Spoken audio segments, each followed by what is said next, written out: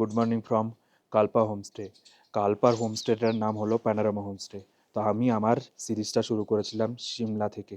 আমরা পুরো সার্কিটটা কভার করছি, স্পিটি সার্কিট। তো এই পুরো মানে সিরিজটাই হলো স্পিটি সার্কিট নিয়ে। তো আমাদের সার্কিটের স্টার্টিং পয়েন্ট ছিল সিমলা। সিমলা থেকে আমরা গিয়েছিলাম সাংলা, সাংলা টু চিতকুল। আর সেই ভিডিওটা আছে এর আগের ব্লগে। তো সেটা যদি তোমাদের চেক করতে হয় অবশ্যই চেক করো। আর আজকে আছে একটা খুবই সুন্দর হোমস্টেতে, যেটা হলো কালপা।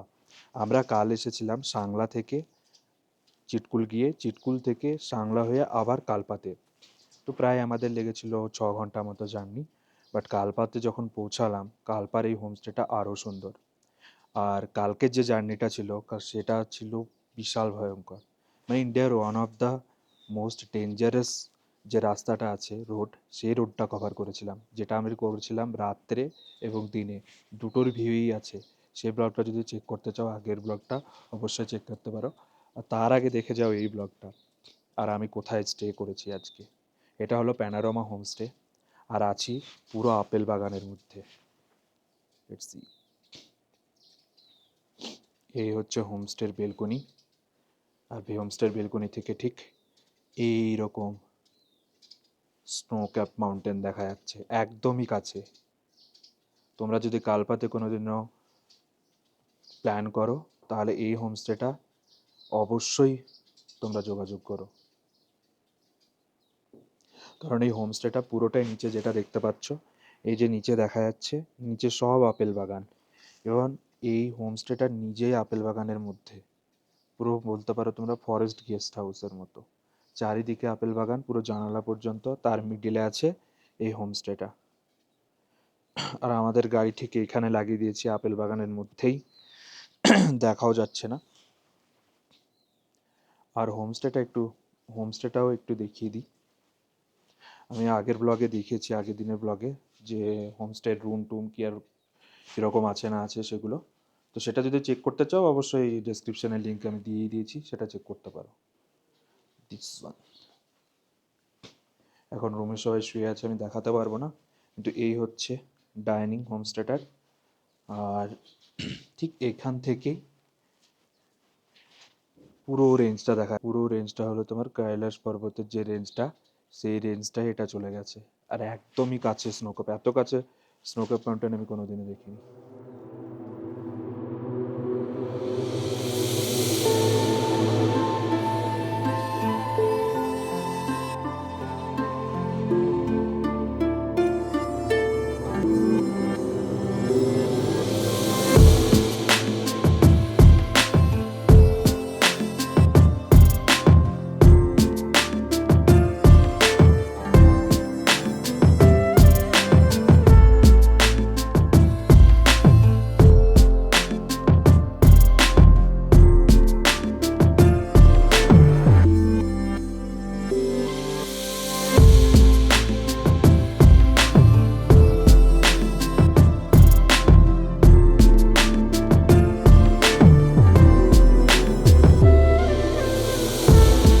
যাচ্ছে আপেল বাগানের ভেতরে, দেখি কেমন লাগছে নিচে থেকে। আপেল বাগানটা একটু দেখাই। এই যে, এই যে আমার গাড়ি রাখা আছে, ঠিক আপেল গাছের নিচেই গাড়িটা। এই দেখো আপেল ধরেছে, রেড। আর ঠিক এই যে রোডটা আছে, এই রোডটা হলো তোমার, এই যে রোডটা দেখা যাচ্ছে, এই রোডটা হলো তোমার ওল্ড ন্যাশনাল হাইওয়ে, যেটা সিমলা থেকে ডিরেক্ট চলে এসেছে তোমার। একটা চলে গেছে নাকো, আর একটা চলে এসেছে কালপা হয়ে। আর এই দেখো দাঁড়িয়ে আছে। Good morning. ও ভাই, এখান থেকে আপেল!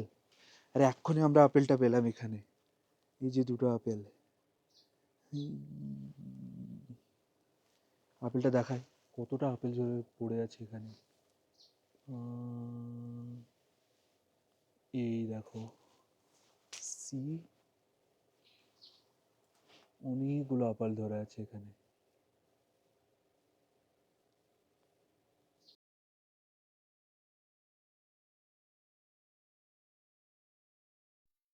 আমরা আগের দিন সাংলা থেকে কালপাতে এসেছিলাম। আর কালপার এটা বেস্ট হোমস্টে, প্যানোরামা হোমস্টে। হোমস্টেটা চারিদিকে আপেল বাগান, আর সামনেই আছে স্নো পিক মাউন্টেন, আর সেখানে কৈলাস পর্বতের যে রেঞ্জটা সেটা, আর এখান থেকেই মন্দির দেখা যায়। সেটা আমরা মানে খালি চোখে সেইভাবে দেখতে পেয়েছিলাম, কিন্তু ক্যামেরায় ক্যাপচার করতে পারিনি, কারণ আমার ক্যামেরা সেরকম জুমটা অতটাও ভালো না যে জুম করে দেখাবো ওখানে। তো তোমরা যদি কালপাতে স্টে করার কোনো প্ল্যান করো, তো প্যানোরামা হোমস্টে হচ্ছে one of the best homestay. এখানে পুরোটাই আপেল বাগানের মধ্যে আছে এই জায়গাটা, হোমস্টেটা। সামনে আছে স্নো পিক মাউন্টেন। আমি কোনোদিনও এত কাছে স্নো পিক মাউন্টেন দেখিনি। সাংলায় গেলাম, সেখানেও পাইনি। এখানে কালপাতে এত কাছে স্নো পিক মাউন্টেন, খুবই সুন্দর লাগলো। জায়গাটা এতটাই ফটোজেনিক যে তোমরা এখানে ২ বা ৩ দিন প্ল্যান করতেই পারো।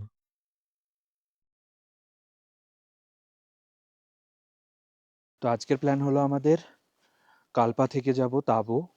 তো তাবোর মিডিলে পড়বে নাকো। নাকো মনস্ট্রি আছে, খাব ব্রিজ যেখানে তোমার,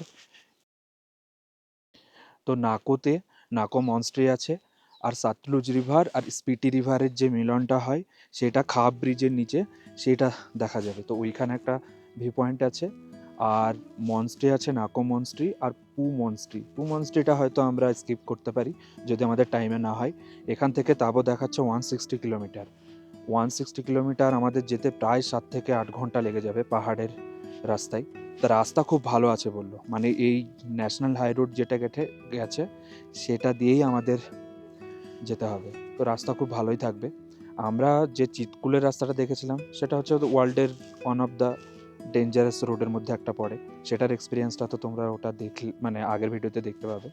বাট এই রোডটা হয়তো আশা করছি ভালো থাকবে। আর তাবো থেকে কাজা পর্যন্ত তো আরও সুন্দর রোড। বাট একটা দুঃখ লাগলো যে সবাই বলছে যে মানালির রোডটা হয়তো ওপেন থাকবে না। তার জন্য ওই প্ল্যানটা দেখা যাক, ওখানে কাজাতে গিয়ে সেটা দেখতে পারবো। আর এখন এই যে এই সুন্দর যে ল্যান্ডস্কেপটা আছে, এখানে আছে তোমার ইয়েলো, তারপর ডিপ গ্রিন, তারপর হোয়াইট। এত সুন্দর ল্যান্ডস্কেপ কোথাও পাওয়া যায় না, হয়তো কাশ্মীরে পাওয়া যেতে পারে, আমি তো কোনোদিনও দেখিনি। তো যাই হোক, চলো আমাদের জার্নিটা স্টার্ট করি। কল্পা আমরা ছেড়ে দিলাম, এবার আমরা যাচ্ছি নাকো। নাকো হয়ে যাব তাবো। রাস্তাটা হচ্ছে দুই দিকে অ্যাপেলের বাগান, তার ভেতর দিয়ে যাচ্ছি আমরা। সকাল সকাল কালপা থেকে আমরা বেরিয়ে পড়ি তাবোর উদ্দেশ্যে, কারণ তাবো হলো আমাদের নেক্সট ডেস্টিনেশন আজকের জন্য। তার আগে মধ্যে পড়বে রেকংপিও, তারপর পড়বে নাকো। নাকোটা খুবই সুন্দর একটা জায়গা। নাকোর যে লেকটা আছে সেটা খুবই ফটোজেনিক। তো আমরা বেরিয়ে পড়লাম কালপার প্যানোরামা হোমস্টে থেকে। এই হোমস্টেটা খুবই সুন্দর ছিল, আমি তো নেক্সট টাইম আবার আসবো। আর এখানে দুটো রাস্তা আছে, একটা আছে পুরনো ওল্ড ন্যাশনাল হাইওয়ে, আর একটা আছে এদের একটা মধ্য দিয়ে শর্টকাট। তো শর্টকাটটা কখনোই ধরবে না, গুগল ম্যাপ সবসময় ওটা ভুলে দেখাচ্ছিল। মানে শর্টকাটটায় যদি একবার একটা গাড়ি যায়, তো অপোজিট থেকে যদি আর একটা গাড়ি আছে তো তোমরা সাইড দিতে পারবে না। তো ওল্ড ন্যাশনাল হাইওয়েটা একদমই প্যানোরামা হোমস্টের পাশ দিয়ে গেছিলো, তো আমরা ওটা ধরেই খুব সুন্দর একটা সিনিক বিউটি দেখতে দেখতে আমরা বেরিয়ে পড়লাম রেকংপিওর উদ্দেশ্যে।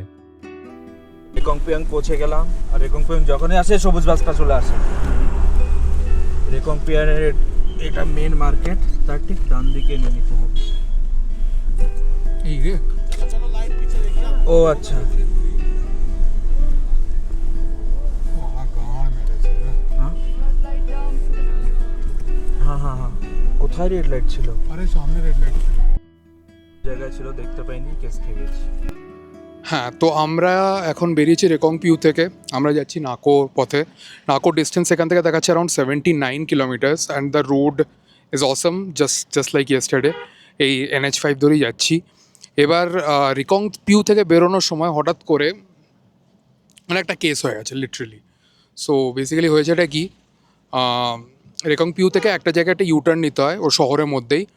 এবার সেখান থেকে NH5-এ ওই সেম জায়গায় কন্টিনিউ করতে হয়। এবারে যেখান থেকে ইউটার্ন নিতে হয় সেখানে একটা রেড লাইট ছিল, যে রেড লাইটটা না তানবীর সাইড থেকে দেখতে পেয়েছে না আমি সাইড থেকে দেখতে পেয়েছি। এবার ব্যাপারটা হচ্ছে দুজনেই জাম্প করে গেছি। আর সামনে পুলিশ ছিল, পুলিশ আটকে ছিল, তো সেটা তো মানে বড় কথা নয়, সব জায়গাতেই আটকায়। কিন্তু ওখানে স্পট ফাইনের জন্য আমরা আপিল করলাম।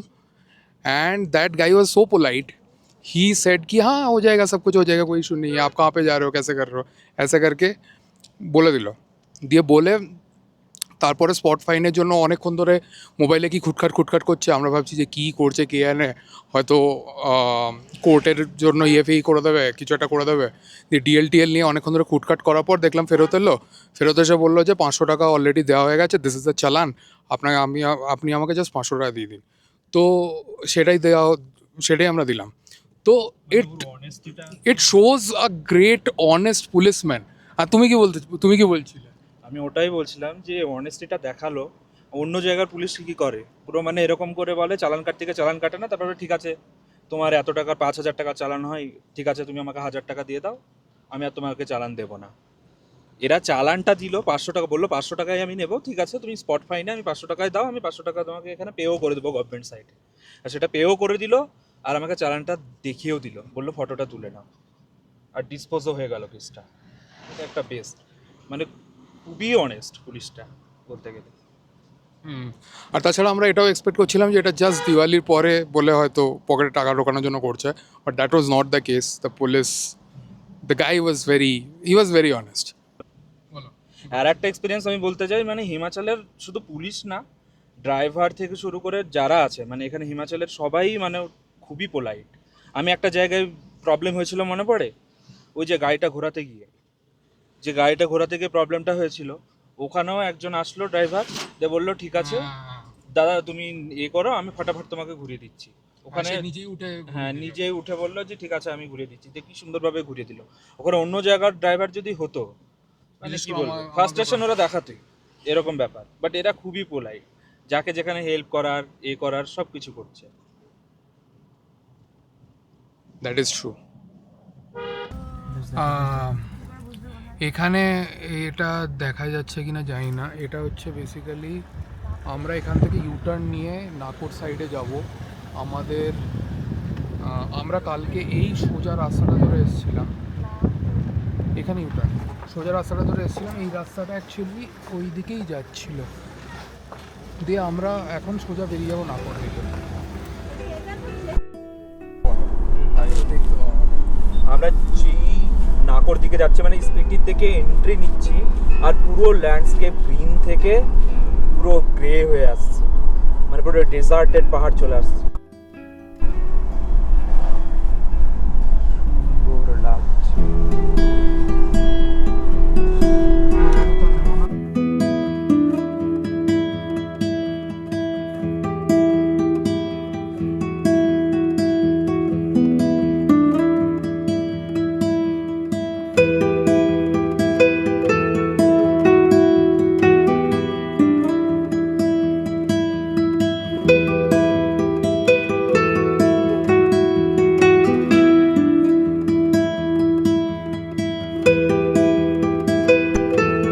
ওয়াটারফলটার নাম হচ্ছে রাজচিক পয়েন্ট।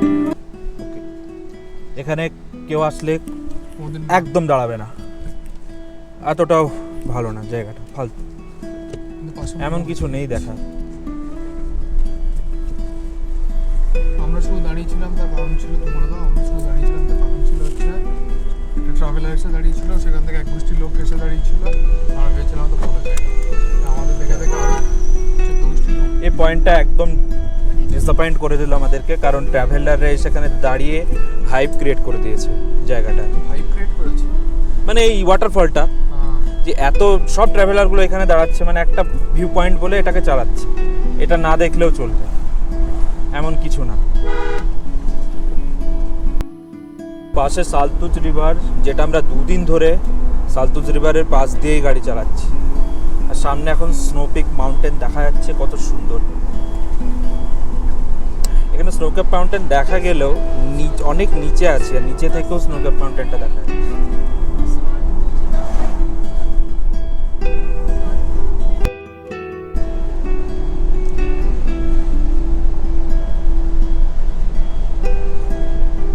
আমরা সাংলা যাওয়ার পথে যে রোডটা পেয়েছিলাম এক্স্যাক্টলি কপি ক্যাট হচ্ছে এইটা, যেটা আমরা যাচ্ছি এখন নাকো। আমি যদি আগের হয়তো ভিডিওটায় বলেছিলাম সালতুজ, এটা সালতুজ না, সতলুজ রিভার। আর এই যে ও বাবা ওয়াটারফল, এটা হয়ে গেল।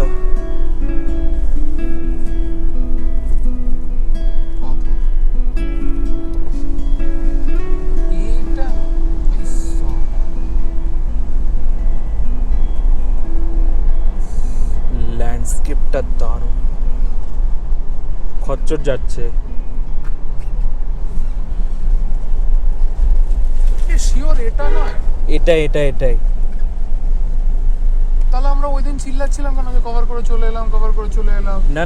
না, ওটা আলাদা ছিল। এটা হচ্ছে আর একটা যেখানে ড্রোন উড়িয়েছিল, সতলুজ রিভার।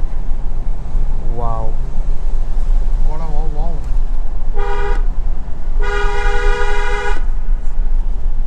বাবা রে,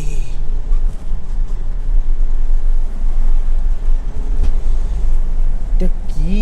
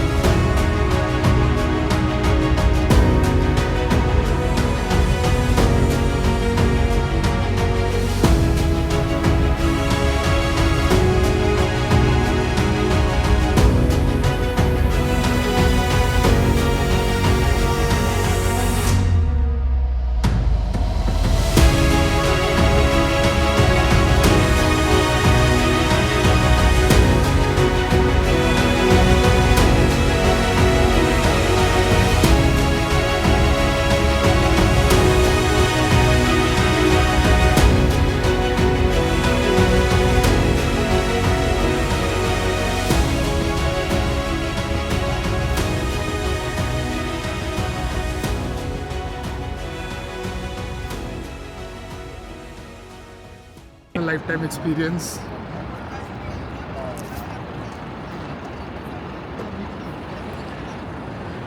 গাড়ি এখন আমাকে টো করাতে হবে, কোচেন দিয়ে টানাটানি। এই গাড়ির যে কত কিছু নেই পুরো ডিটেলসে বলবো। অল থ্যাঙ্কস টু মহিন্দ্রা, আনন্দ মহিন্দ্রা জি। আজকে আমাদের দিনটাই খুবই খারাপ, দিনটা খুবই খারাপ, খুবই বল মানে সমান রোডে এত বাজে রুট দিয়ে আসছে, এত ডেঞ্জার রুট দিয়ে আসছি, কিছুই আর হলো না আমরা গাড়িতে। এসে সমানে একটা দাঁড়িয়ে জাস্ট গাড়িটা ঘোরাতে গেলাম, পাথরের উপর চড়িয়ে দিই।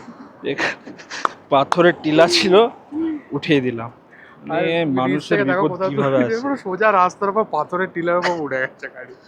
আর আনফরচুনেটলি এই যে দাদাটা ছিল, क्या पत्थर लगाना पीछे। এখানে দাদাটা আছে, আমাদের হেল্প করছে।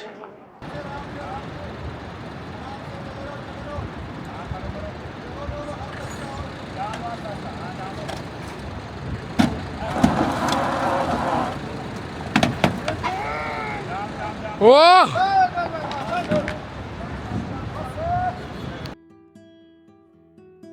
আমরা গাড়িটা রেস্কিউ করার পর আবার আমরা আমাদের জার্নিটা স্টার্ট করলাম। আমাদের গন্তব্য হচ্ছে নাকো।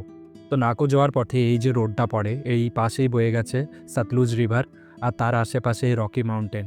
এই মাউন্টেনের ভিউটা এতটাই সুন্দর এবং ভয়ঙ্কর, যেটা আমরা প্রত্যেকবারই দেখে থাকি ইউটিউব বা রিলসে। তো আমি ফার্স্ট টাইম গাড়ি চালাচ্ছিলাম, তার অভিজ্ঞতাটা খুবই ভালো ছিল। আর এখানে যে ভুলটা হয়েছিল সেটা থেকে অনেক কিছু শিক্ষা পেয়েছি, এবং তার পরের যে জার্নিগুলো ছিল আমাদের, তাতে আমার খুব হেল্প করেছে। আর যখনই আমরা সাংলা ভ্যালিটা ছেড়ে আর কালপা হয়ে আমরা যখনই পৌঁছচ্ছি স্পিতি ভ্যালির দিকে, মানে স্পিতি ভ্যালির এটা এন্টারেন্স, আর যখনই গ্র্যাজুয়ালি এই ল্যান্ডস্কেপগুলো চেঞ্জ হতে থাকছে, সৌন্দর্যটা যেন আরও বেশি বেড়ে যাচ্ছে। এখানে দেখতে পাচ্ছি মানে প্রত্যেকটা ল্যান্ডস্কেপের কালারটাই আলাদা। ফার্স্টে হচ্ছে ড্রাই একটা মাউন্টেন, তার মধ্যে হলুদ হলুদ যে গাছগুলো আছে সেগুলো মনে হচ্ছে যেন সানকিস্ট একটা গাছের যে জঙ্গল খুবই সুন্দর লাগছে। আর তার উপরে আছে স্নোপিক মাউন্টেন আর পুরো আকাশটা নীল। আর তার মধ্যে সুন্দর সুন্দর স্মোকি মানে ক্লাউড, যেটা মানে পারফেক্ট ফটোজেনিক একটা প্লেস। তো ফার্স্ট টাইম যখন আমি এক্সপিরিয়েন্সটা করছিলাম আমার নিজের গাড়ি চালিয়ে, খুবই ভালো এক্সপিরিয়েন্স হচ্ছিলো, খুবই ভালো এক্সপিরিয়েন্স হচ্ছিলো। তো আমি তো বলবো যারা ট্র্যাভেল এনথুসিয়াজম আর যারা নিজের গাড়ি নিয়ে ট্রাভেল করতে ভালোবাসো, একবার স্পিটি ভ্যালির এই সার্কিটটা তোমরা কমপ্লিট করো। আর কোনো যদি ইনফরমেশান লাগে অবশ্যই আমাকে কমেন্ট করে জানিও ভিডিওতে, অবশ্যই আমি হেল্প করবো।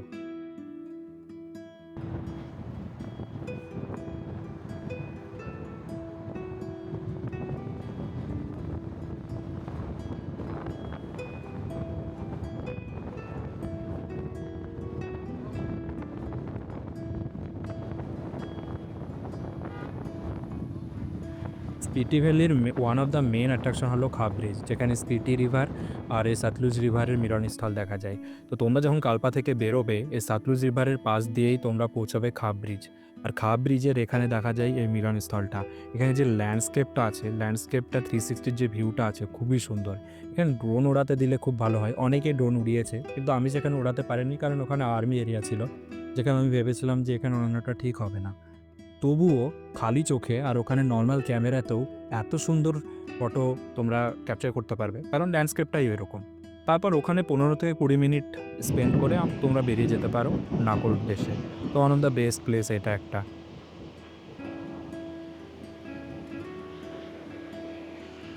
এটা হচ্ছে খাব ব্রিজ, সো বেসিক্যালি খাব সঙ্গম ব্রিজ। সো সঙ্গম ব্রিজ এই জন্যই বলে, কেননা এখানে হচ্ছে দুটো রিভারের সঙ্গম হচ্ছে। First one is Sutlej river, যেটা আমাদের সাথে এতক্ষণ ধরে চলছিল। আর একটা হচ্ছে ওই দিক থেকে যেটা আসছে সেটা হচ্ছে স্পিতি রিভার। এরপর আমরা যেখানে যাব সেখানে আমাদের সাথে সাথে স্পিতি রিভার চলতে থাকবে। এবার আমি দেখাই যে কিভাবে দুটো রিভারের সঙ্গম হচ্ছে। এই বাঁ দিকে যে রিভারটা যাচ্ছে এই রিভারটার নাম হচ্ছে সতলুজ রিভার। সো এই রিভারটাই আমাদের সাথে এতক্ষণ ধরে চলছিল, এই সতলুজ রিভার। এবার একটু ওপরে যদি তোমরা দেখতে পাও, যেটা ওই দিকের যে রিভারটা আসছে সেটা হচ্ছে তোমার স্পিতি রিভার। একবার কাছে থেকে দেখাই স্পিতি রিভারটা।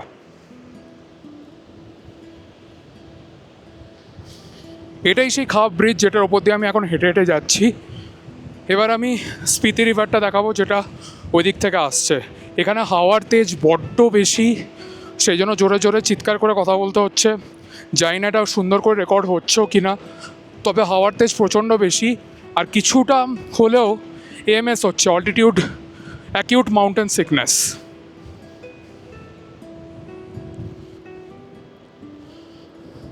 আশা করি এবার দেখতে পাওয়া যাচ্ছে ওই দিকের যে রিভারটা যেটা আসছে সেটা হচ্ছে স্পিতি রিভার।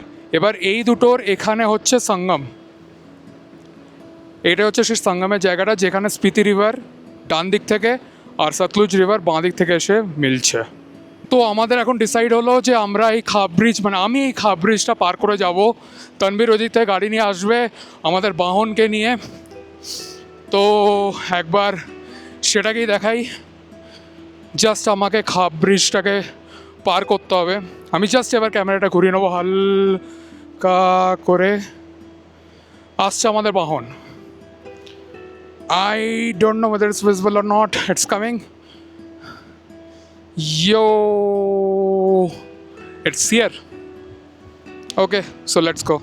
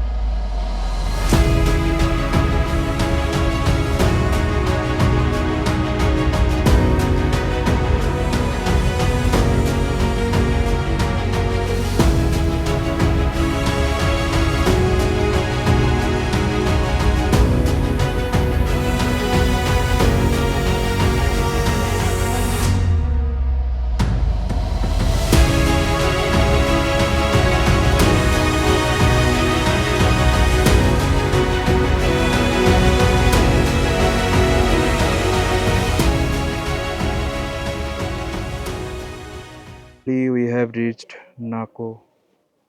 নাকোর এখান থেকেই কিছু কিলোমিটার পর যেতে হবে তোমার নাকো ঝিল। এটা হচ্ছে নাকোর বাজার। আর এইখানে আছে তোমার খোস ধাবা বলে একটা ধাবা আছে। এই ধাবা থেকে ঠিক একটু গিয়ে, মানে 100 মিটার মতো গিয়ে, এই রোডটা ধরতে হবে না, এই রোডটা ধরা যাবে না ঝিলের জন্য।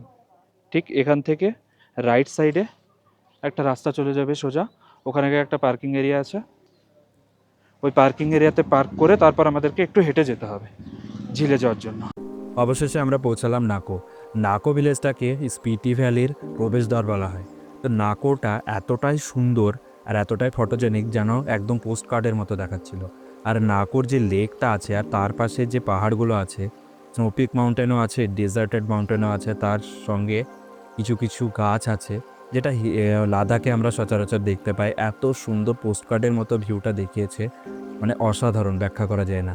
আর এখানে যদি তোমরা প্ল্যান করো আসার, তো সেই ক্ষেত্রে তোমরা হোমস্টেতে কন্ট্যাক্ট করে নিও, কারণ এখানে লিমিটেড হোমস্টে আছে আর পার্কিং এরিয়া অনেক বড় আছে। এখানে অনেকজন মিসগাইডও করে যে পার্কিং এরিয়া নেই, তো আমি দেখতে পেলাম এখানে অনেক বড় পার্কিং এরিয়া আছে নাকো লেকের পাশেই। তো সেখানে গিয়েও তোমরা পার্ক করতে পারো সেলফ ড্রাইভ করে যদি আসো।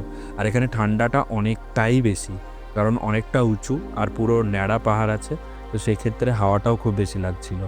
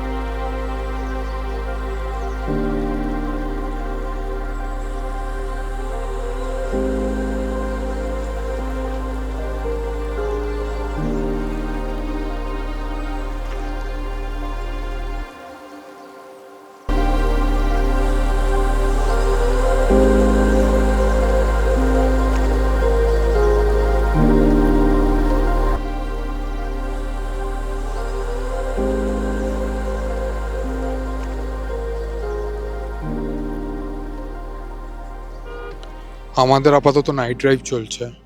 এটা আমরা এখন যাচ্ছি হচ্ছে নাকো থেকে টাবো। Road condition is good, very good. This 2 lane road, সাইডে ভালো প্রোটেকশন আছে উইথ কী বলে জানো জিনিসটাকে, গার্ডওয়াল তো ঠিক আছে, এই জিনিসটাই কী বলে, রিফ্লেক্টার, ইয়েস, সাইডে রিফ্লেক্টার আছে। বাট মাঝে মাঝে কিছু কিছু জায়গায় কাটা আছে, উপর থেকে পাথরও এসে পড়েছে, তো সেটা একটু চাপ হচ্ছে। আর ব্যাপারটা হচ্ছে night drive is always tricky. So as always, like 2 দিন আগেই আমরা এরকম একটা নাইট ড্রাইভ করে গেছিলাম, তখন বুঝতেও পারিনি যে সাইডে কী যাচ্ছিল আমাদের সাথে। এখনও বুঝতে পারছি না সাইডে কী যাচ্ছে আমাদের সাথে। তো সকালে উঠেই ওটা বুঝতে পারবো। আপাতত এই অবধি, দেখা হবে এবার টাবোতে গিয়ে, বেঁচে থাকলে। তো ফাইনালি এত যুদ্ধ করার পর পৌঁছালাম ইয়াংচেন হোমস্টে, যেটা হচ্ছে তোমার তাবোতে। হোমস্টেটা খুবই সুন্দর, রুমগুলোও হেভি বড় বড়, একদম ক্লিন, মানে এখানেও অনেক দিন স্টে করা যায়। তার প্ল্যান ওয়াইজ আমরা একদিনই থাকবো। যাই হোক, হোমস্টেটা খুবই সুন্দর দেখাচ্ছে। হোমস্টেটা এটা মানে আমরা যতটাই অফবিটে যাচ্ছি, হোমস্টেগুলোর কোয়ালিটি ততটাই আপগ্রেড হচ্ছে। এই যে এই হোমস্টেটা, ইয়াংচেন হোমস্টে, এই হচ্ছে হোমস্টে।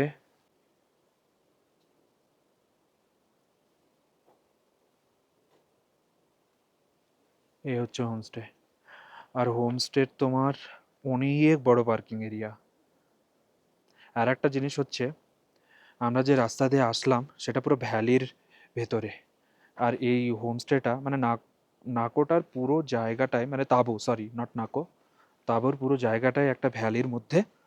আর যে রাস্তা দিয়ে আসলাম তার আশেপাশে অ্যাপেলের বাগান। দিনের বেলায় মানে খুবই সুন্দর ভিউটা পাওয়া যাবে, কিন্তু আমরা রাত্রে ড্রাইভ করে ঢুকলাম আনফর্চুনেটলি। যাই হোক, টাইমের অভাবে। তো চলো, দেখা হচ্ছে কালকে আবার একটা নতুন ব্লগে।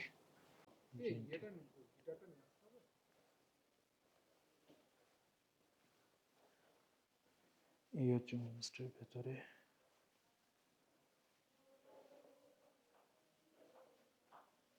এই এটা হচ্ছে একটা রুম। ঢুকে এদিকে ওয়াশরুম। ওয়াশরুমটা কত বড় দেখো। এই হচ্ছে ওয়াশরুমের গ্রিজার, বেলকনি, একটা মিরারও দিয়ে দিয়েছে এখানে, শাওয়ারের জন্য এই যে জায়গা। আর এই হচ্ছে বেডরুম। আমরা নিয়েছি গ্রাউন্ড ফ্লোর। গ্রাউন্ড ফ্লোর এর জন্য নিলাম কারণ কালকে আবার আমরা কাজার দিকে ট্রাভেলটা স্টার্ট করব, তার জন্য। আর এটা ট্যারিফ হচ্ছে 1500, শুধু রুমের, খাওয়া দাওয়া না। খাওয়া দাওয়ার জন্য আলাদাভাবে তোমাদেরকে পে করতে হবে। এই ঘরের মেন অ্যাট্রাকশন হচ্ছে বাথরুম। আরে বাপ রে, কি বড় ওই রুমটা! এই যে অনেকটা বড়। এটা 1500 টাকায় দিচ্ছে কারণ এটা অফ সিজন। অন সিজন যদি হতো এটা অনেকটা টাকা নিত। এদিকে বেলকনি আছে, এদিকে আর একটা জায়গা, বেলকনি না, জানালা মতো আছে। খুবই বড় রুম।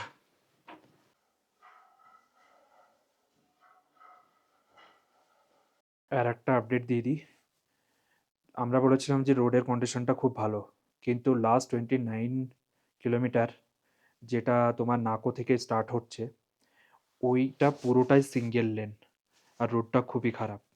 তো তোমরা যদি সেরকমভাবে প্ল্যান করো যে নাইট রাইড করবে, তো একটু সাবধানে করবে। আর যদি নাইট রাইড না করো, তো আমি তো রেকমেন্ড করবো নাইটে না রাইড করাই, কারণ আমাদের টাইম ছিল না। কারণ আমার গাড়ির একটা প্রবলেম হয়ে গেছিলো, এক হচ্ছে ডিপিএফ কোলাজড হয়ে গেছিলো, আর সেকেন্ড হচ্ছে তোমার নাকোর মধ্যে একটা পার্কিং স্পট ছিল, সেখানে আমাকে একটু মিসগাইড করা হয়েছিল, হয়তো বাইরের লোক ছিল বলে। তাই ওখানে গিয়ে একটু মানে আমার পার্কিংয়ে লেট হয়ে গেছিলো।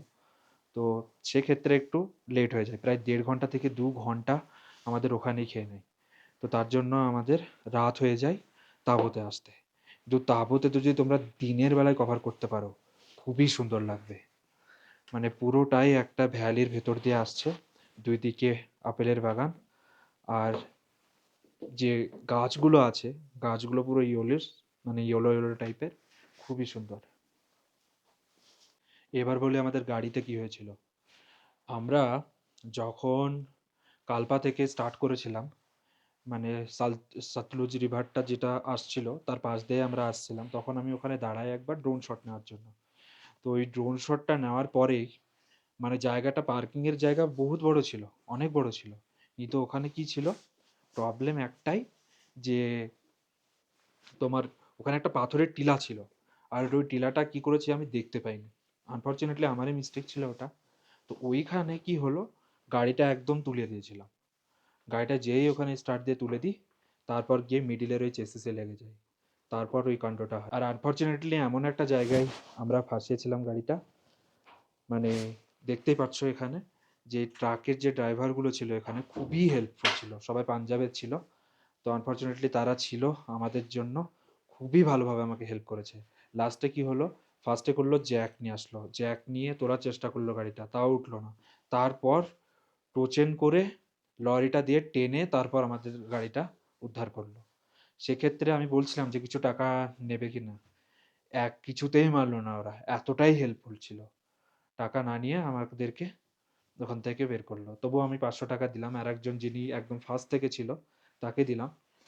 তো তিনিও খুশি হলেন, আমরাও হলাম। তো এইভাবে আমাদের একটু মানে সিরিয়াসলি স্পিডের জন্য প্ল্যান যদি করা হয়, আমাদের এসব জিনিস মাথায় রাখা উচিত। আর একটা জিনিস দেখলাম, যেমন সার্ভিস সেন্টারে আমার যে কিছু কিছু অ্যাক্সেসরিজ ছিল গাড়ির, তো আমি কি করি, হোম ডেলিভারির জন্য মানে গাড়িটা যখন সার্ভিসিং করানো হয় তখন কন্ট্যাক্ট করি। তো সেভাবে গাড়ি নিয়ে যায়, সার্ভিস করে দেয়। তো সেক্ষেত্রে ওইভাবে চুরি হলো কি না জানি না, জিনিসগুলো একটাও খুঁজে পেলাম না। টোচেনের যে এটা হয় পেছনে, সেটাও ছিল না, সেটাও মিস ছিল। তো ওভারঅল এই ছিল জার্নি। এভাবেই সব কিছুর এক্সপিরিয়েন্স নিয়ে এভাবেই চলে। তো ভালো একটা শিক্ষা পেলাম, এটাও একটা লার্নিং অপরচুনিটি। ওভারঅল রাইডিং খুব ভালো ছিল। এটা হচ্ছে তোমার ডাইনিং এরিয়া খাবারের জন্য।